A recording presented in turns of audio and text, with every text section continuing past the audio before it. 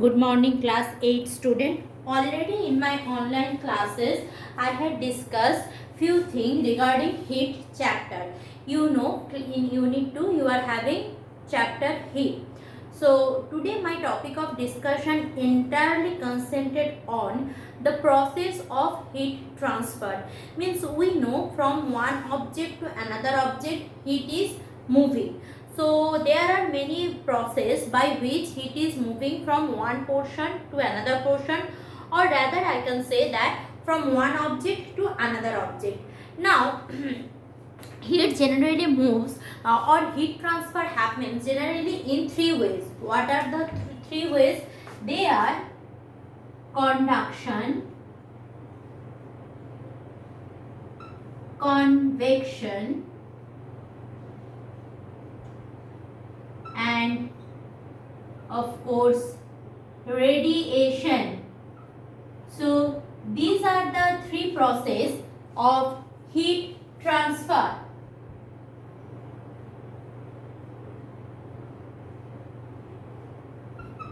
Okay, so these are the three processes of heat transfer. I repeat, the processes are conduction, convection and also radiation.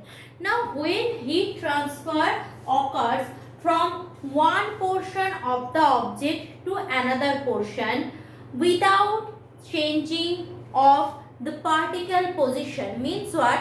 Suppose I am having a material. Okay, so this is my material. Clear? So here I have put one heat source or gas burner. This is my gas burner. So the molecules present nearest the gas burner will get the heat energy from this gas burner. Then the second one will get the heat energy from these three molecules. In the third row they will get from second row and so on. By this, heat will come from this direction to the end of the object.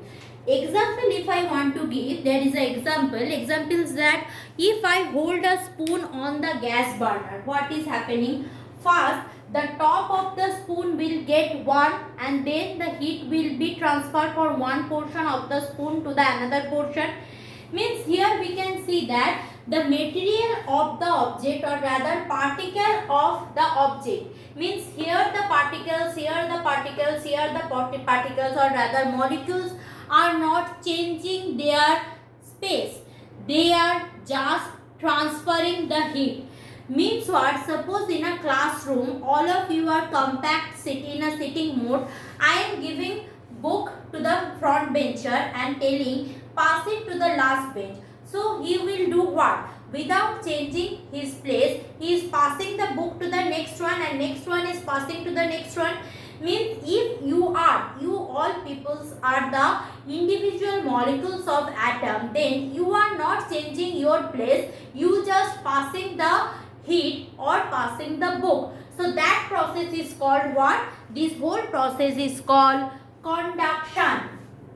This process is called conduction. Conduction is the process where you are not, object's particle is not changing its place, only the heat energy from one portion of the object to the another portion passes on. So we can see that there are various objects. So some can pass heat easily and some of them can't pass heat so easily. Like if I am having a iron spoon, then from one portion of the spoon to the other portion, heat can easily move. But if I am having a wooden spoon, think once, is it possible that heat will transfer from one portion of the spoon to the another portion?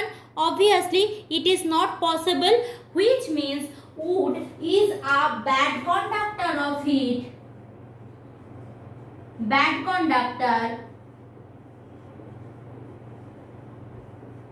whereas iron is a good conductor of heat. Means depending on the conduction capability, there are two type of substance. Some are called good conductor of heat, means through which heat can passes easily. Others are called of it through which heat won't be able to pass very easily. Now see, there are two experiments given. One after another I am explaining. Now for experiment you will read, understood, and the inference means result will be helpful to you to understand better the subject matter, but no need to remember or memorize the experiment vividly. Okay, so if I am going to the first experiment, you can see in book it is given what they are taken. Just wait for a while.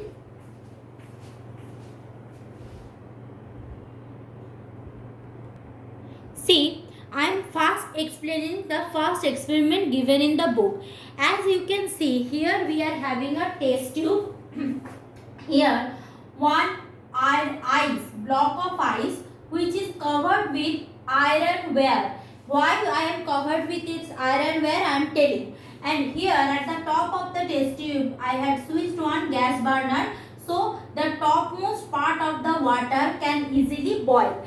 Now after some time you can see that when the upper layer of the water start boiling, when the upper layer of the water start boiling, it is found that the piece of the ice which is wrapped or covered by iron will not melt. Why?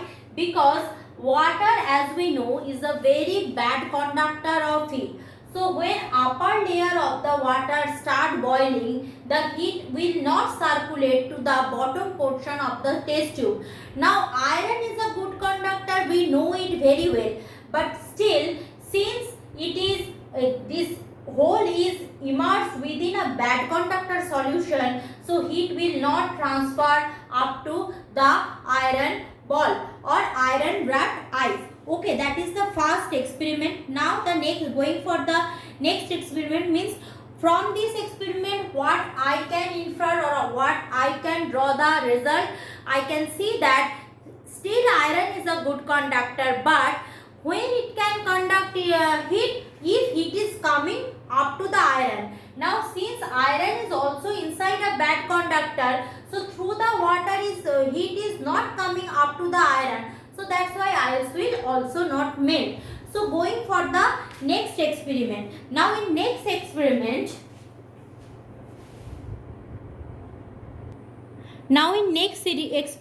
what we have taken? We have taken a paper, and by paper we had made a cone like structure. Means this cone is just made by paper, and this kept over a ironware gauze, just like that where you are baking your rotis, just like that iron gauze is there. This whole circular ring is made by iron. Now in the lower portion we are having a gas burner.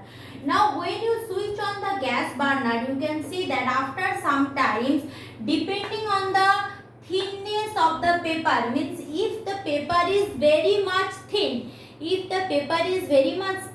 you can see water inside the paper container start boiling. Now we know that that paper is a bad conductor of heat, but this iron made ring is a good conductor of heat. So what is happening when by switching on this gas burner, it is the whole iron ring or iron gauze is completely conducting heat, so that heat is coming here. Now still paper is a bad conductor, but paper is so thin it can't hold the heat, or the amount of heat is taking that is directly conducted to the water, and water start boiling. Clear? Means these two experiments what I discussed, only the result what you will remember. Let's discuss on that. First of all, if we are having a bad conductor of something, if we are having something which is bad conductor, that also can make boil in the water depending on the thickness. Means if paper is very thick, it can't conduct heat. Clear? If paper is very thin, means it the amount of heat is within the paper that is directly taken by water. water. It is not given to the water. It is directly taken by water and start boiling. Clear? But paper, water, both are bad conductor of heat. Both are bad conductor of heat. Clear? Now uses of good conductor of heat, this you will read from the book, very easy. So first here two examples given, both I will explain. First of all, you will mark it that boilers, cooking utensil, etc. usually made of copper and aluminium. We know our cooking utensil always made by copper, aluminium, or rather by steel, this kind of thing, because these all are very good conductor of heat. If you are using that kind of utensil which are very good conductor of heat, so it can take heat continuously and makes boil the vegetables or whatever you are cooking. Clear? So always boilers, cooking utensils, these are made by aluminium, which is good aluminium, steel, etc. These are the good conductor of heat. Now you can ask me which kind of question will come from ma'am this thing. This one question, you know, suppose I am asking you, give reason why cooking utensil always made of the substance which are good conductor of heat. Clear? Now coming for the next thing, that is another thing. See, in the that is called, now we are discussing the one lamp which is nowadays not used, but earlier age when there is no electricity, at that time those lamps are very useful. Let's discuss about that. That is called Davy's safety lamp. I repeat, I am discussing about Davy's safety lamp.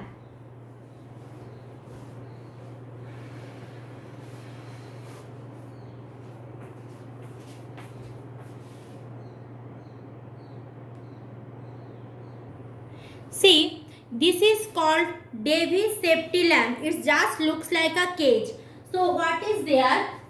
Here we are having oil. Oil means just kerosene, petrol, this kind of oil which can enlight a candle or a lamp. Clear? Now these green color things what you are getting, you can viewing, that is a closely shaped iron gauge, means one after another, square, closely shaped iron gauge. This is a closely shaped iron gauge, or rather I can say that what you can say that is called iron gauge, made by ironware, closely shaped ironware. Now in the topmost portion, it is just like a hurricane lamp. Clear? So what is happening here? We are having a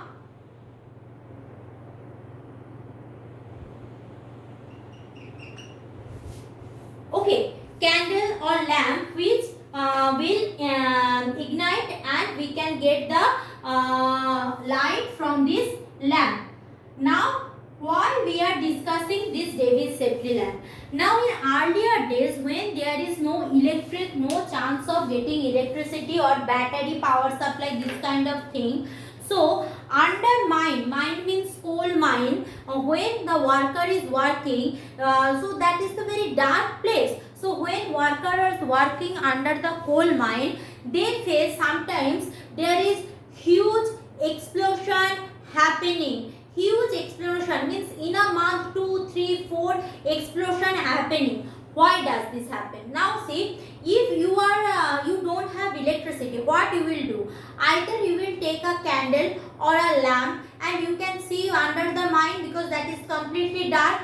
So what is happening inside the mine? There is for millions of years the coals are stuffed within this mine. Clear? So with the coal there are various other combustible gas.